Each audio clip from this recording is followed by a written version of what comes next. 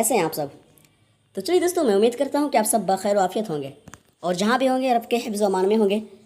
तो दोस्तों, ये चैप्टर हमारा होने वाला है 11th क्लास का उर्दू से रिलेटेड उर्दू मारूडी सवालात होंगे और चैप्टर 9 है, जो कि हम पिछली वीडियो में हम चैप्टर 8 तक पढ़ चुके थे और ये चैप्टर 9 होने वाला है। और देखेंगे कि 11th क्लास में चैप्टर 9 से किस तरह के सवालात ऐड किए जा सकते हैं और ये तारीख 46 से ताल्लुक़ रखती है। ठीक है, ये चैप्टर जो है तारीख 46 से ताल्लुक़ रखता है और देखेंगे कि तारीख 46 जो है उनमें से कैसे कैसे सवालात इसमें ऐड किए जा सकते हैं और कैसे कैसे सवालात एग्ज़ाम हॉल में पूछे जा सकेंगे। तो दोस्तों, लास्ट तक बने रहें, बहुत ही मुफीद चैप्टर होने वाली है और आकर आप मिस करेंगे तो आपके एग्ज़ाम के जो तैयारी है उसमें थोड़ी सी कमी रह जाएगी। तो चलिए दोस्तों, देखते हैं सवालों की तरफ। सवालों की तरफ बढ़ने से पहले छोटी सी रिक्वेस्ट करूँगा इन नाज़रीन से, उन हज़रात से, उन प्यारे दोस्तों से जो दोस्त अब तक सब्सक्राइब ना किए हों ज़रूर सब्सक्राइब कर दें और बेल आइकन ज़रूर प्रेस कर दें, क्योंकि उर्दू एग्ज़ाम अगर देना चाहते हैं आप और उर्दू से रिलेटेड आपके एग्ज़ाम होते हैं और आप उर्दू पढ़ना चाहते हैं इसके लिए। तो चलिए साथियों, चलते हैं सवालों की तरफ। सवाल नंबर 1 इसमें पूछा गया कि दर्ज झेल में तगय्युर का सही माना क्या होगा, कलमबंद करें। दर्ज झेल में ये तगय्युर जो लफ्ज़ है इसका सही माना क्या होगा। ऑप्शन ए गौर फिक्र, ऑप्शन बी सोचो विचार, ऑप्शन सी बदलाव तब्दीली, ऑप्शन डी गैरतमंदी। तो साथियों, सवाल नंबर 1 का हमारा करेक्ट आंसर होगा कि दर्ज झेल में तगय्युर का सही माना क्या होगा। तो दोस्तों, तगय्युर मतलब होता है तब्दीली, बदलाव, चेंजिंग। तो हमारा ऑप्शन सी करेक्ट आंसर हो जाएगा दोस्तों सवाल नंबर 1 का। सवाल नंबर 2 इसमें पूछा गया कि तारिक छतारी की पैदाइश किस महीने में हुई, सही दर्ज करें। ये तारिक छतारी जो हैं इनकी पैदाइश कौन से महीने में हुई, सही दर्ज करें। ऑप्शन ए अक्टूबर के महीने में, ऑप्शन बी दिसंबर के महीने में, ऑप्शन सी जनवरी के महीने में, ऑप्शन डी मार्च के महीने में। तो दोस्तों, सवाल नंबर 2 का हमारा करेक्ट आंसर होगा कि तारिक छतारी की जब पैदाइश हुई थी तो वो महीना अक्टूबर का था। तो हमारा ऑप्शन ए करेक्ट आंसर हो जाएगा दोस्तों सवाल नंबर 2 का। सवाल नंबर 3 इसमें पूछा गया कि तारिक छतारी किस शोबा से वाबस्ता हुए, सही इंतखाब करें। ये तारिक छतारी जो हैं ये किस शोबा से वाबस्ता हुए यानी कि मिले, ये सही इंतखाब करें। ऑप्शन ए शोबा हिंदी से यानी कि हिंदी शोबा से वो वाबस्ता हुए, ऑप्शन बी शोबा उर्दू से, ऑप्शन सी शोबा अंग्रेज़ी से, ऑप्शन डी शोबा फ़ारसी से। तो दोस्तों, सवाल नंबर 3 में जो पूछा गया है कि तारिक छतारी किस शोबा से वाबस्ता हुए, मतलब कि कौन से शोबा यानी कि शोबा हिंदी, अंग्रेज़ी, मलयाली और फ़ारसी, उर्दू या जितने यहाँ पर ऑप्शन दिए हुए हैं, शोबा हिंदी या शोबा अंग्रेज़ी से वाबस्ता हुए यानी कि उससे जात जुड़े, मिल चुके, यानी कि वो उसमें वाबस्ता हो गए, उसी में पढ़ने लगे, उसकी तालीम हासिल करने लगे, इसी के बारे में पूछा जा रहा है। तो दोस्तों, सवाल नंबर 3 का हमारा करेक्ट आंसर होगा कि तारिक छतारी जो थे वो शोबा उर्दू से वाबस्ता हुए। ठीक है, शोबा उर्दू से वाबस्ता हुए थे। तो हमारा ऑप्शन बी करेक्ट आंसर हो जाएगा दोस्तों सवाल नंबर 3 का। सवाल नंबर 4 इसमें पूछा गया कि तारिक छतारी की पैदाइश किस सन ईस्वी में हुई, इंतखाब करें। तारिक छतारी जो हैं ये तो अक्टूबर के महीने में पैदा हुए थे और लेकिन किस सन में पैदा हुए थे, इंतखाब करें। ऑप्शन ए 1920 ईस्वी, ऑप्शन बी 1944 ईस्वी, ऑप्शन सी 1910 ईस्वी, ऑप्शन डी 1954 ईस्वी।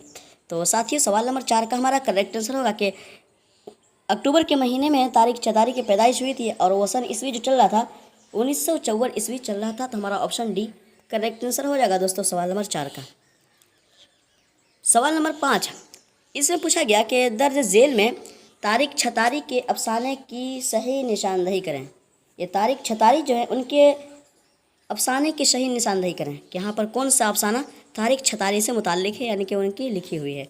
ऑप्शन ए बागो बहार, ऑप्शन बी सैलाब, ऑप्शन सी बाग का दरवाज़ा, ऑप्शन डी अनोखी मुस्कुराहट है। तो दोस्तों, सवाल नंबर 5 में जो पूछा गया कि दर्ज झेल में तारिक छतारी के अफसाने की सही निशानदही करें। तो दोस्तों, ये बागो बहार जो है ये तो मीर अमन साहब की है, तो ये हो नहीं सकता। मीर अमन साहब की है तो ये हो नहीं सकता। और ये सैलाब जो है ये सैलाब भी नहीं है। और अनोखी मुस्कुराहट, तो ये अनोखी जो मुस्कुराहट है तो ये सैयद मोहम्मद हुसैन की है। ठीक है, ये भी नहीं हो सकता। तो हमारा होगा जो सही ऑप्शन जो होगा तो ये बाग का दरिया जो है, बाग का दरवाज़ा, ये हमारा करेक्ट आंसर हो जाएगा दोस्तों सवाल नंबर 5 का, क्योंकि बाग का दरवाज़ा के मुसन्निफ तारिक छतारी हैं। सवाल नंबर 6, सवाल नंबर 6 में पूछा गया कि तारिक छतारी किस ज़िले में पैदा हुए, इंतखाब करें। ये तारिक छतारी जो है वो कौन सी ज़िले में पैदा हुए थे, वो दर्ज करें। ऑप्शन ए मुजफ्फरपुर ज़िला, ऑप्शन बी बुलंदशहर ज़िला, ऑप्शन सी कैमूर ज़िला, ऑप्शन डी भागलपुर ज़िला। तो साथियों सवाल नंबर 6 का हमारा करेक्ट आंसर होगा कि तारिक छतारी जो है वो किस ज़िले में पैदा हुए थे, तो वो बुलंदशहर ज़िला में पैदा हुए थे। तो हमारा ऑप्शन बी करेक्ट आंसर हो जाएगा दोस्तों सवाल नंबर 6 का, क्योंकि वो बुलंदशहर में पैदा हुए थे और छतारी गाँव कस्बा था। ठीक है, तो हमारा ऑप्शन बी करेक्ट आंसर हो जाएगा दोस्तों सवाल नंबर 6 का। सवाल नंबर 7, सवाल नंबर 7 में पूछा जा रहा है कि तारिक छतारी किस यूनिवर्सिटी से शोबा उर्दू से वाबस्ता हुए मुताले के मुताबिक कलम बंद करें। ये तारिक छतारी जो हैं वो किस यूनिवर्सिटी के उर्दू से वाबस्ता हुए। ऊपर सवाल में दर्ज था कि तारिक छतारी जो है वो मतलब किससे वाबस्ता हुए, अंग्रेजी से या हिंदी से, तो उर्दू से वाबस्ता हुए थे। लेकिन वो उर्दू से वाबस्ता हुए थे तो वो किस यूनिवर्सिटी के उर्दू से वाबस्ता हुए थे। तो option A Aligarh Muslim University से, ऑप्शन बी हैदराबाद यूनिवर्सिटी से, option C Jamia Millia University से, ऑप्शन डी पटना यूनिवर्सिटी से।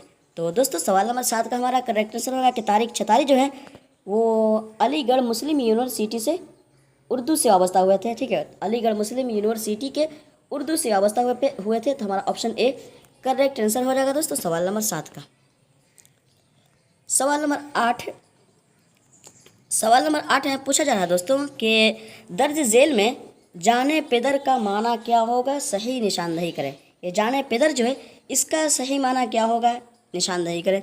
ऑप्शन ए प्यारी औलाद, ऑप्शन बी बेटे की जान, ऑप्शन सी माँ की जान, ऑप्शन डी औलाद की जान। तो साथियों सवाल नंबर 8 का हमारा करेक्ट आंसर होगा कि दर्ज झेल में जाने पेदर का माना क्या होगा। तो दोस्तों ये जाने पेदर जो है ये फारसी लफ्ज़ है। जाने पेदर जो ये फारसी लफ्ज़ है। हम बताते चलते हैं वर्ड का माना कि जान मतलब होता है दोस्तों, जान होता है रूह, है ना, जो हम समझते हैं प्यारी चीज़ जान। और पेदर मतलब होता है क्या कहते हैं दोस्तों, ये जो पूछा गया कि जाने पेदर, तो जान मतलब जान होता ही है और पेदर मतलब बाप होते हैं। ठीक है, वालिद का नाम पेदर होता है। तो बाप की जान, तो बाप की जान कौन होती है, औलाद होती है। तो यहाँ पर बाप की जान नहीं लिखा गया, जैसे वालिद की जान नहीं लिखा गया, बल्कि प्यारी औलाद लिखा गया। यानी कि जो वालिद होते हैं, वालिद के जो प्यारी जिसमें जान बसती है तो औलाद ही में जान बसती है। तो हमारा ऑप्शन ए करेक्ट आंसर हो जाएगा दोस्तों सवाल नंबर 8 का, क्योंकि प्यारी औलाद होगी। ठीक है, जाने पेदर। सवाल नंबर 9, सवाल नंबर 9 में पूछा गया कि तारिक छतारी आला तालीम किस यूनिवर्सिटी से हासिल की, दर्ज करें।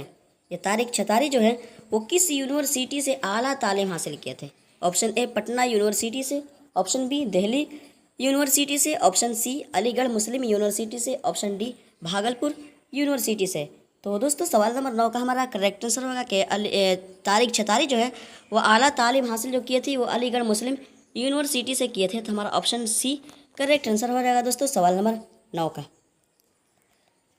सवाल नंबर 10, सवाल नंबर 10 में पूछा गया कि तारिक छतारी, या काफ छूट गया है ना,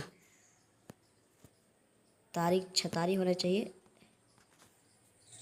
तारिक छतारी बुलंदशहर के किस कस्बे में पैदा हुए। ये तारिक छतारी जो हैं वो बुलंदशहर ज़िला में पैदा हुए, लेकिन बुलंदशहर के किस कस्बे में पैदा हुए। तो दोस्तों मैं ऊपर बता चुका था कि कस्बा छतारी था, तो यहाँ पर छतारी ढूंढते हैं।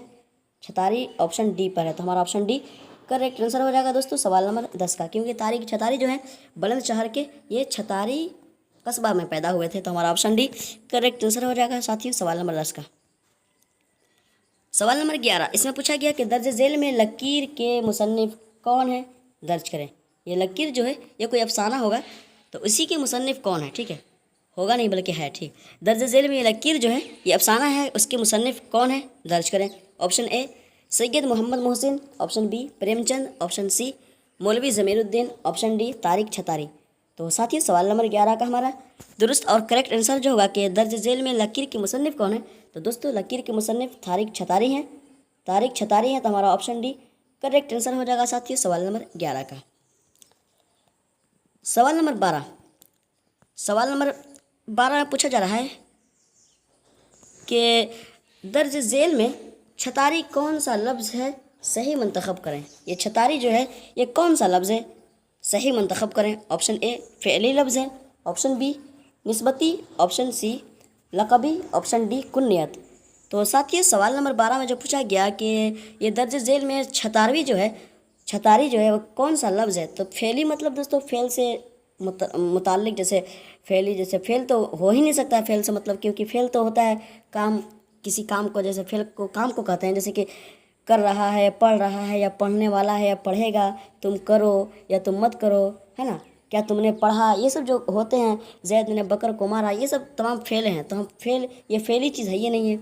और निस्बती, तो हाँ निस्बती है, क्योंकि ये निस्बती दोस्तों, ठीक है। निस्बती मतलब जहाँ से ये, जहाँ के थे ये, जैसे बुलंदशहर के ये छतारी कस्बा के थे, तो छतारी के कस्बा के थे, तो वहीं से निस्बती लगा। जैसे कोई इंसान, कोई पैदा हुआ बिहार में तो बिहारी लगता है, जैसे कोई फलाना साहब फलाना बिहारी, और कोई जैसे और कहीं पैदा हुआ तो वहाँ के निस्बत लग जाता है। तो हमारा ऑप्शन बी करेक्ट आंसर हो जाएगा साथियों सवाल नंबर 12 का, क्योंकि छतारी जो है ये निस्बती लफ्ज़ है। सवाल नंबर 13। सवाल नंबर 13 में पूछा जा रहा है कि तारिक छतारी शोबा उर्दू से किस साल वाबस्ता हुए, सही कलमबंद करें। ये तारिक छतारी जो है वो उर्दू से किस साल वाबस्ता हुआ है। जैसे तो अलीगढ़ मुस्लिम यूनिवर्सिटी के उर्दू से वाबस्ता हुए थे, लेकिन वो कौन से साल वाबस्ता हुए। ऑप्शन ए 1980 ईस्वी, ऑप्शन बी 1950 ईस्वी, ऑप्शन सी 1993 ईस्वी, ऑप्शन डी 1954 ईस्वी। तो साथियों सवाल नंबर 13 का हमारा करेक्ट आंसर होगा कि तारिक छतारी शोबा उर्दू से किस साल वाबस्ता हुए। तो दोस्तों ये 1993 ईस्वी में वाबस्ता हुए थे। तो हमारा ऑप्शन सी करेक्ट आंसर हो जाएगा साथियों सवाल नंबर 13 का। सवाल नंबर 14, इसमें पूछा गया कि झेल में बुर्ज का माना क्या होगा, उसकी निशानदेही करें। ये बुर्ज जो है लफ्ज़ दोस्तों, इसका माना क्या होगा, उसकी निशानदेही करें। जैसे बुर्ज खलीफा, तो बुर्ज खलीफा तो हम समझते हैं कि बुर्ज खलीफा मतलब एक बड़ी सी लंबी सी इमारत का नाम है, ठीक है, जो कि दुनिया में बहुत ही ख़ास इमारत है और बहुत ही मशहूर और मारूफ है। तो बुर्ज से हम उसको समझते हैं, लेकिन बुर्ज का माना क्या होता है, ठीक है। ऑप्शन ए गुंबद, ऑप्शन बी मीनार, ऑप्शन सी अक्लमंदी, ऑप्शन डी बुलंदी। तो साथियों सवाल नंबर 14 का हमारा करेक्ट आंसर होगा कि झेल में बुर्ज का सही माना क्या होगा। तो बुर्ज मतलब दोस्तों गुंबद होता है, ठीक है, गुंबद। तो हमारा ऑप्शन ए करेक्ट आंसर हो जाएगा साथियों सवाल नंबर 14 का, क्योंकि बुर्ज मतलब गुंबद होता है। बुर्ज खलीफा यानी खलीफा का गुंबद, ठीक है, खलीफा का गुंबद यानी कि जो उसके बनाने वाले होंगे उन्हीं से किसी वजह से कुछ नाम रखे होंगे, खलीफा होंगे या कोई होंगे। तो बुर्ज खलीफा यानी कि वो खलीफा का गुंबद मतलब ऊंचा सा इमारत, गुंबद ऊंचा ही होता है। तो हमारा ऑप्शन ए करेक्ट आंसर हो जाएगा साथियों सवाल नंबर 14 का। सवाल नंबर 15, इससे पूछा गया कि तारिक छतारी का अफसाना बाग का दरवाज़ा, है ना, तारिक छतारी का अफसाना जो है बाग का दरवाज़ा कब शाये हुआ, सही दर्ज करें, यानी कि ये छपी कब, वो दर्ज करें।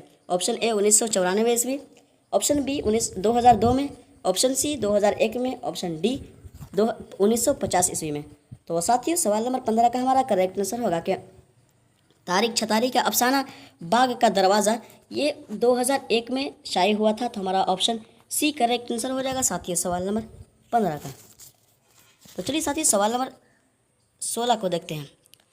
सवाल नंबर 16, इसमें पूछा जा रहा है कि दादी जान ने तस्बीह किसके नीचे रखी, कलमबंद करें, ठीक है। ये दादी जान जो है मतलब ये कहानी के बारे में, अब कहानी से सवाल आता है दोस्तों कि दादी जान जो है वो तस्बीह अपनी रखे थे, तो कहाँ रखे थे, किसके नीचे रखी थी, कलमबंद करें। ऑप्शन ए बिस्तर के नीचे, ऑप्शन बी तकिए के नीचे, ऑप्शन सी अलमारी के नीचे, ऑप्शन डी खटिए के नीचे। तो साथियों उन नाज़रीन से हमें उम्मीद है कि जो नाज़रीन अपने शामिल निसाब में जो किताब है कहकशां अव्वल, उसका अगर आप मुताला किए होंगे तो आपको ज़रूर मुताला किए होंगे और आपके जहन मजबूत होगा, तो ज़रूर आपको इस सवाल का जवाब आता होगा कि दादी जान ने तस्बीह किसके नीचे रखी थी। तो साथियों आपको मैं बताता चलूँ कि दादी जान जो थी वो तस्बीह अपने तकिए के नीचे रखी थी, ठीक है, पढ़ती थी, तकवा गुजार थी, तो वो अपने तस्बीह को तकिए के नीचे रखी थी। तो हमारा ऑप्शन बी करेक्ट आंसर हो जाएगा साथियों सवाल नंबर 16 का।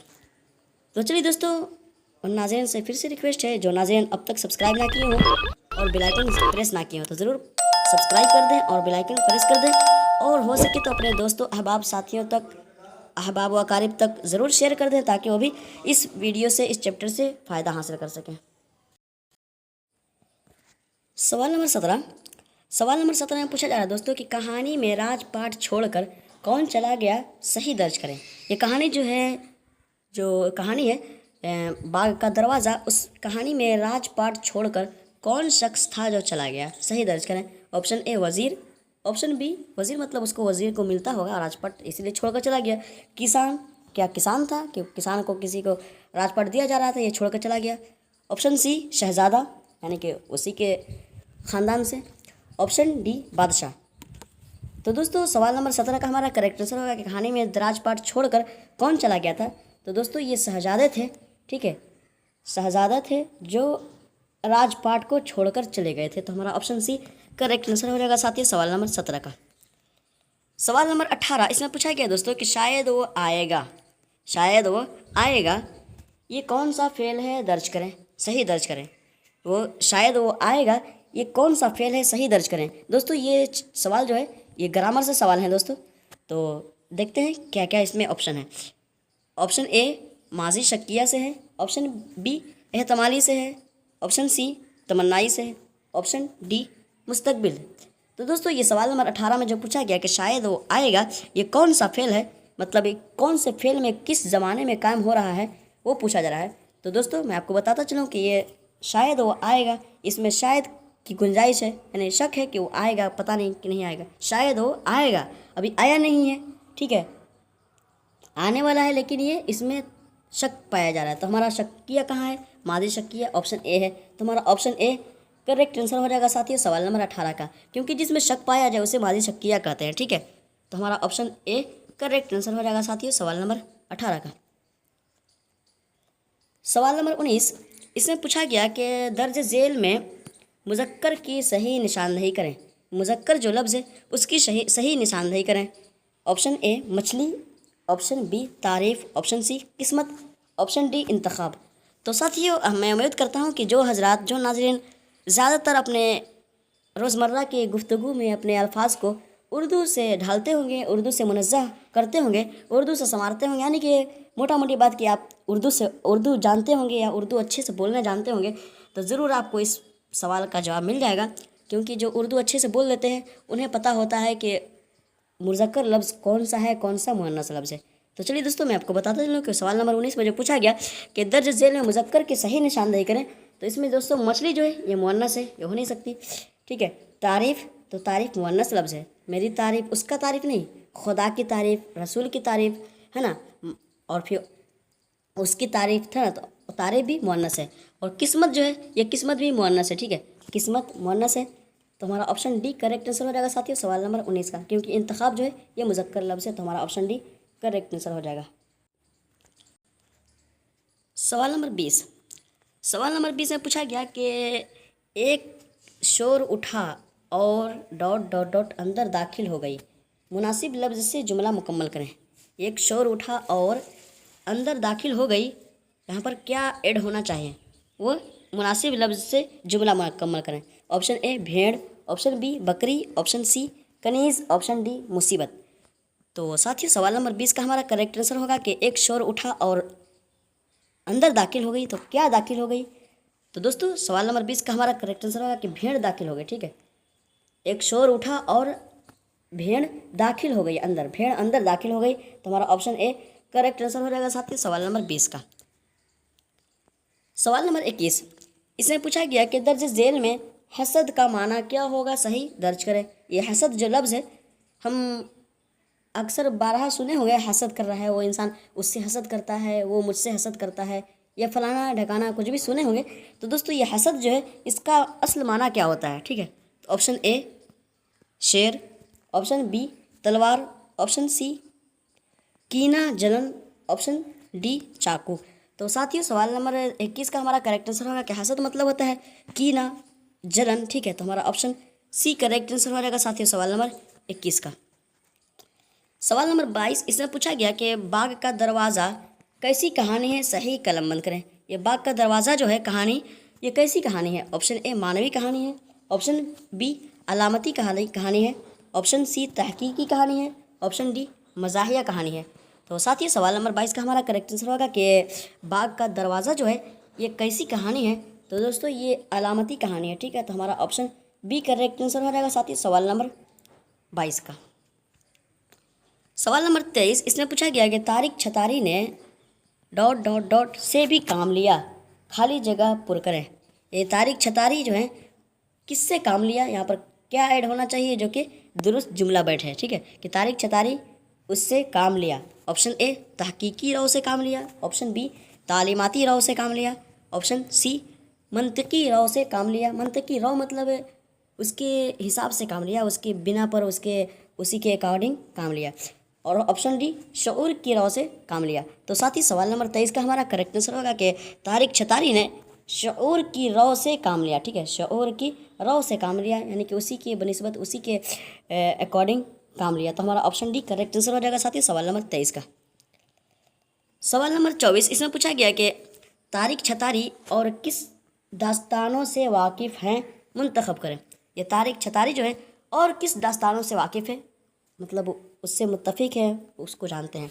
ऑप्शन ए अंग्रेज़ी दास्तानों, ऑप्शन बी जदीद दास्तानों, ऑप्शन सी संस्कृत दास्तानों, ऑप्शन डी कदीम दास्तानों। तो दोस्तों सवाल नंबर 24 का हमारा करेक्ट आंसर होगा कि तारिक छतारी और किस दास्तानों से वाकिफ़ है। तो साथियों ये तारिक छतारी जो है ये कदीम दास्तानों से भी वाकिफ़ है। कदीम मतलब पुराने दास्तानों से भी वाकिफ़ है। तो हमारा ऑप्शन डी करेक्ट आंसर हो जाएगा साथियों सवाल नंबर 24 का। सवाल नंबर 25 को देखते हैं दोस्तों। सवाल नंबर 25 में पूछा जा रहा है कि शहज़ादी गुलशन आरा किस चीज़ के लिए हुक्म जारी किया, दर्ज करें। ये शहज़ादी आरा जो है यानी कि गुलशन आरा, शहज़ादी गुलशन आरा वो किस चीज़ के लिए हुक्म जारी की थी, दर्ज करें। ऑप्शन ए पौधे के लिए, ऑप्शन बी रियासत के लिए, ऑप्शन सी बाग के लिए, ऑप्शन डी मुलजिमों के लिए। तो साथ ही सवाल नंबर 25 का हमारा करेक्ट आंसर होगा कि शहज़ादी जो गुलशन आरा थी वो किस चीज़ के लिए हुक्म की थी। तो वो बाग के लिए, बाग की सिंचाई के लिए, बाग का देख रेख के लिए। बाग उजड़ रहा था, बाग ख़राब हो रहे थे, तो उसी के लिए हुक्म जारी की थी। तो हमारा ऑप्शन सी करेक्ट आंसर हो जाएगा साथ ही सवाल नंबर 25 का। तो चलिए साथियों, thank you so much all everyone इतने देर तक बने रहने के लिए और अपनी तैयारियों को बखूबी तरीके से मजबूत करने के लिए। तो दोस्तों मैं उम्मीद करता हूँ कि आप सबके इल्म में मज़ीद इजाफा हुआ होगा और आपकी तैयारी मजबूत तरीके पर चल रही होगी और आप अच्छे से अच्छे नंबरात ला सकते हैं अपने एग्ज़ाम में बैठकर। तो दोस्तों इसी तरह आप चैप्टर बाय चैप्टर अपने एग्ज़ाम की तैयारी करते रहें बखूबी तरीके से और अपने एग्ज़ाम में जब बैठें एग्ज़ाम हॉल में एग्ज़ाम देने के लिए तो अच्छे से अच्छे नंबरात लाएँ, एग्ज़ाम दें, अच्छे से दें और अच्छा से अच्छा जवाब दे पाएँ। तो चलिए साथियों चलते चलते मैं रिक्वेस्ट करूँगा कि जो नाज़रीन अब तक सब्सक्राइब ना किए हो तो ज़रूर सब्सक्राइब कर दें और बेल आइकन प्रेस कर दें ताकि नोटिफिकेशन पहुँचता रहे और ज़्यादा से ज़्यादा हो सके तो दूसरे अहबाब, दोस्तों, साथियों, अहबाब और अकारीब तक ज़रूर शेयर कर दें ताकि वो भी इस चैप्टर से मुस्तफ़ीज़ हो सकें। तो चलिए साथियों मिलते हैं अगले चैप्टर में। अपना ख्याल रखें और हमें भी दुआओं में याद रखें। अल्लाह हाफिज़।